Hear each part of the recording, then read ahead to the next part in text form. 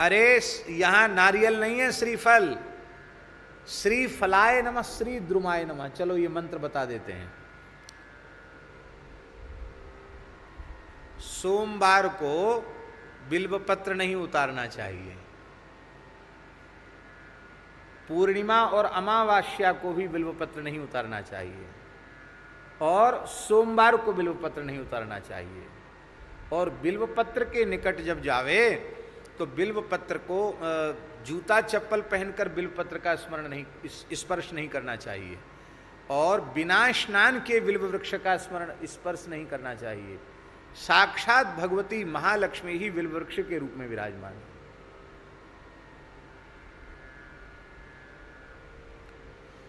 बिल्व वृक्ष के रूप में साक्षात भगवती महालक्ष्मी विराजमान है। इसलिए बिल्व वृक्ष के पूजन का और बिल्व वृक्ष के स्पर्श का मंत्र है श्री फलाय नमः, श्री द्रुमाय नमः। क्या? श्री फलाय नमः, श्री द्रुमाय नमः। ऐसा कहकर के प्रणाम करके तब बिल्वपत्र उतारना चाहिए। श्री फलाय नमः, श्री द्रुमाय नमः। ये श्री ही द्रुम के रूप में, वृक्ष के रूप में। चलो कथा सुनाई देते हैं।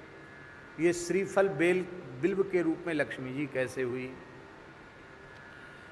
श्री सूक्त में भी तो आता है ना, श्री सूक्त में भी आता है ना बिल्व का। क्या आता है? वनस्पति जो वृक्ष नाम, बिल्व नाम का वृक्ष है, वो आपका स्वरूप है। ये वेद में लिखा है। वनस्पतिस्तव वृक्षोत बिल्वा तस्य फलानि तपसा नुनंतु मायांतरायाश्च बाह्या अलक्ष्मी ही। उसके जो फल हैं हमारी अलक्ष्मी को नुदंतु, बाहर दरिद्रता का नाश करें। बेल का फल दरिद्रता का नाश करता है। सीताराम, बिल्व का फल, उसका गूदा निकाल करके भीतर का, और उसको गाय के घी में डुबा करके हवन करने से लक्ष्मी जी की विशेष कृपा प्राप्त होती है।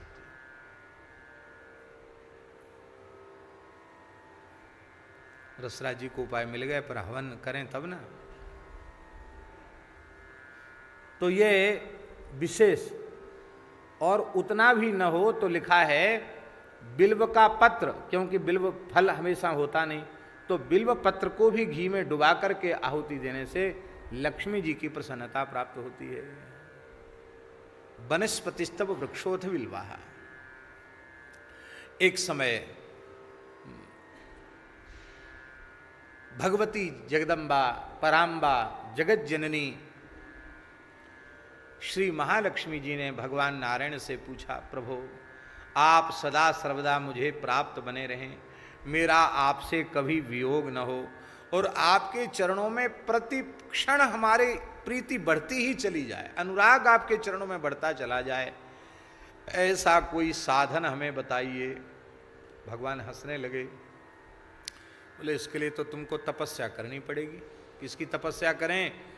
बोले हमारे चरणों में अनुराग तो भगवान शिव ही प्रदान करते हैं, ये ठेका उन्हीं के पास है। शंकर भजन बिना नर भगति न पावे मोर।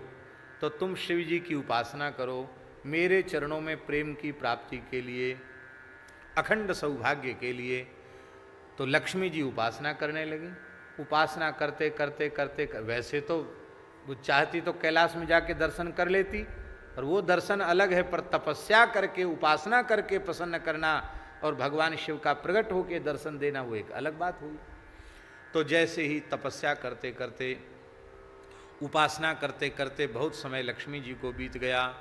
अब लक्ष्मी जी ने सोचा कि मैं भगवान शिव का अर्चन करूं। तो अर्चन तो रोज करती ही थी। एक दिन लक्ष्मी जी के मन में हुआ कि मैं 1000 बिल्व 1000 कमल पुष्पों से भगवान शिव का अर्चन करूं, कमल पुष्प से सहस्रार्चन करूं। अब उन्होंने अर्चन आरंभ कर दिया। भोले बाबा ने लीला की। क्या लीला की? 2 कमल के पुष्प चुरा लिए। 2 कमल के पुष्प चुरा लिए। सब चोरी करते हैं, हमारे वृंदावन के ठाकुर जी को दोष नहीं लगाना चाहिए, समय आने पर सब कर लेते हैं। बोल भले ही लीला है, पर 2 कमल चुरा लिए शंकर जी ने। अब पूजन के बीच में उठना, बोलना, संकेत करना, या वो तो भगवती महालक्ष्मी संकल्प करें तो प्रकट हो जाए, पर ये अपनी शक्ति का प्रयोग करना वो भी एक दोष ही है। उपासक बन के उपासिका बन के बैठी हैं। तब उन्होंने विचार किया अब मैं क्या करूं। तब उनके मन में आया कि भगवान श्री नारायण हमारे पयोधरों को खिले हुए कमल का जो बंद, जो माने अध खिला हुआ जो कमल है, उस वह उपमा हमारे पयोधरों की भगवान नारायण देते हैं, तो क्यों ना यही कमल हैं, ये कमल ही मैं अर्पित कर दूं।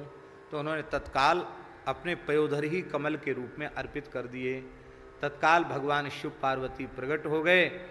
भगवती का स्वरूप तो तत्काल यथावत ही हो गया, पर वो जो अपने पयोधर अर्पित किए थे उसका सिंचन भगवान शिव ने अमृत से किया, और सिंचन करते ही भूमि से बिल्व वृक्ष प्रकट हो गया। इसलिए इसको श्री द्रुम कहा गया, लक्ष्मी जी से प्रकट है ये।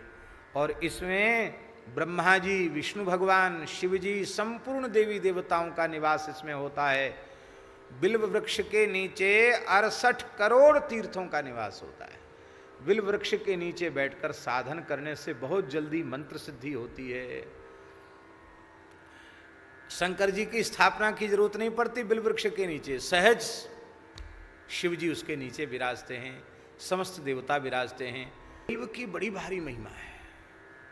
ये जो बिल्व के 3 पत्र होते हैं, 3 पत्ता होता है ना बिल्व के, उन 3 त्रिदलम त्रिगुणाकारम त्रिनेत्रम चतुर्धायुधम, ये 3 जो बिल्व के दल हैं उनमें दाहिने पत्ते में भगवान नारायण विराजमान हैं, बाएं पत्ते में श्री ब्रह्मा जी विराजमान हैं, और बीच का जो ऊर्ध्वमुखी पत्र होता है, ऊपर वाला पत्र, उसमें भगवान महेश्वर, भगवान शिव विराजमान हैं।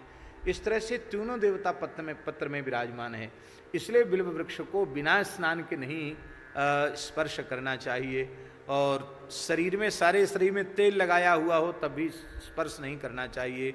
जो मर्यादा बिल्व के लिए है वही मर्यादा तुलसी जी के लिए। तुलसी जी का भी स्पर्श बड़ी मर्यादा पूर्वक करना चाहिए। और महाराज जी, बिल्व का जो फल है ना वो इतना पवित्र होता है कि बिल्व, आप एक बार आपने बेल खाया, बेल का शरबत पी लिया या बेल खा लिया, तो 27 दिन के भीतर यदि मृत्यु हो जाए तो उसकी अधोगति नहीं होगी, उसको नरक नहीं जाना पड़ेगा, वो उत्तम लोकों में जाएगा। एक बार बिल्व भीतर जाने से 27 दिन तक शरीर में उसका दिव्य प्रभाव होता है।